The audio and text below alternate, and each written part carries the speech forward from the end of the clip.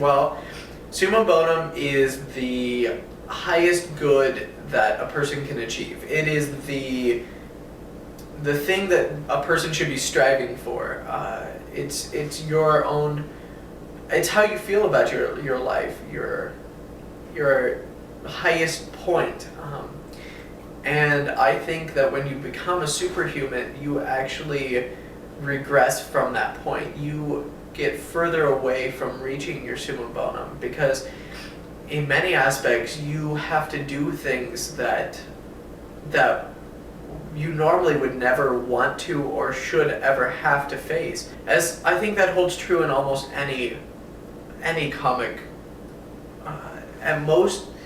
Almost any good superhuman has to face a dilemma, and I think that this dilemma is if you choose to stay as a superhuman, it takes you away from the summa bonum because you're not sure you're saving people and saving the world, and I'm sure that that's got to feel good, knowing that you saved the world, but you have to live with things like Spider-Man accidentally killing people or stuff like that. You have to live with the consequences, which ultimately takes you further away from ever achieving this point.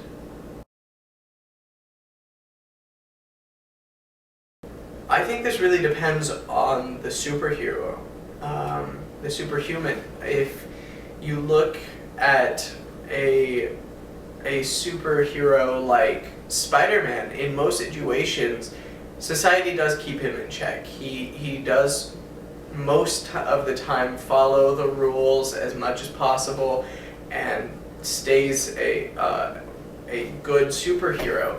But if you look at someone like a vigilante such as Batman, society doesn't keep him in check. He does what he feels is necessary to do the task. If you look at how Spider-Man goes about capturing a bad guy and how Batman goes about capturing a bad guy, they're two completely different things. Just like how Spider-Man most of the time turns the bad guys into the police and stuff. And sure, Batman does that sometimes, but other times he kills them. I mean, it's because he is not held in check by the society in which he lives. And just like I said earlier, I think this really depends on I think this depends on the superhuman, much like laws affect humans today. It really depends on the person.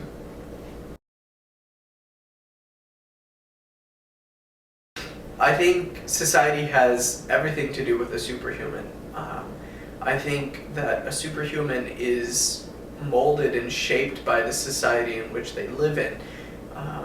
And each situation requires a different superhuman. That's why we have so many different comics and so many different stories of so many different people, because each one needs a different person, whether it be a web-slinging young teen, or whether it be a dark-hooded vigilante, or whether it's just a group of people that are trying to fit in the world. I mean, each society needs a different set of people, and a superhuman is only really needed or ever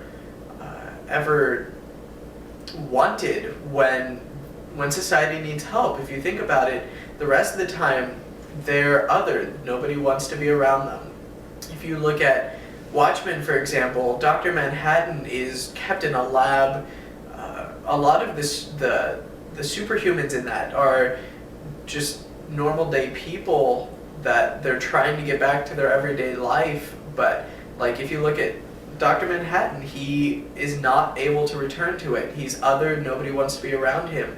But when society needs him, he becomes this great icon, this perfect entity that can save the day. And I think that's true for most superhumans. I think the society really makes a superhuman.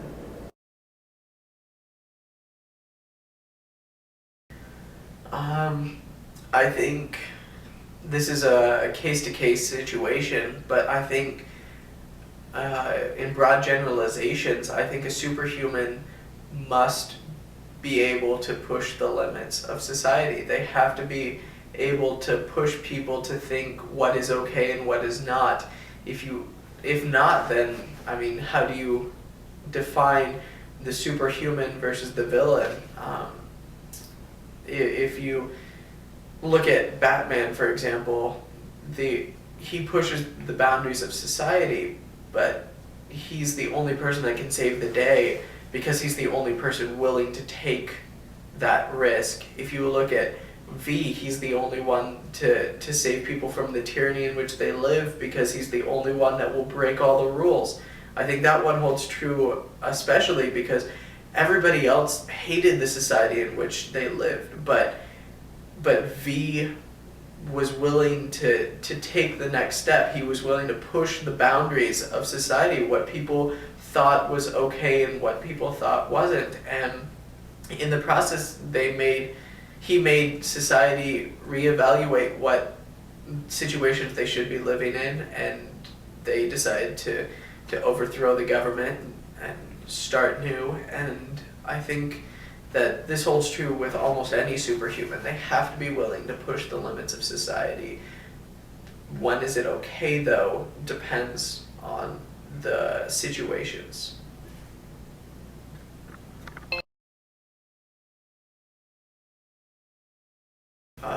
This is a very personally based question. I personally believe that what defines a good and evil superhuman depends on how much good and evil that they produce. If you look at comics such as Batman, he does a lot of things that that normal people should never get away with. But he's still considered more of a good guy.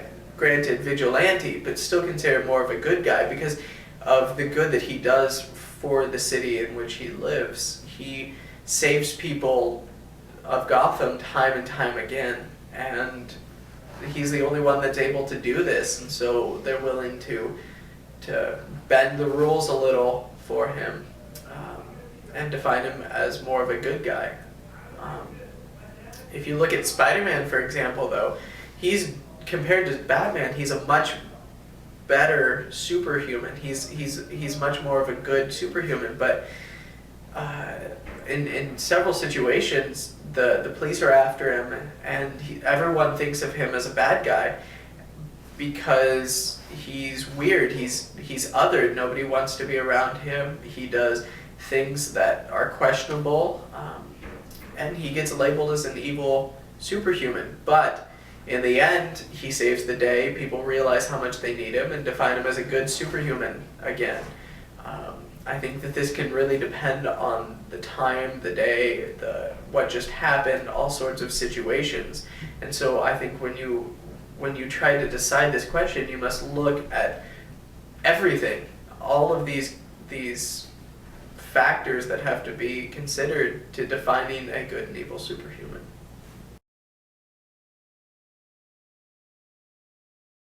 The individual. I think the individual must make their own decisions about this. Everybody must decide for themselves who is good and who is bad. And I think that's why this is so debatable, is because everybody has their own opinions on it. As far as one of the most debatable goes, in Watchmen, Ozymandias killed thousands to save millions and billions of people. Is it acceptable? Is it okay? Well, to kill thousands, no. Saving the world, yes. So, does that make him good or evil? I personally haven't decided yet, and I don't know. I think everybody has their own opinions on this, and they have to choose for themselves who is good and who is evil. Society can take a broad generalization, the press can say one thing, but when it comes down to it, an individual must be able to make this decision for themselves.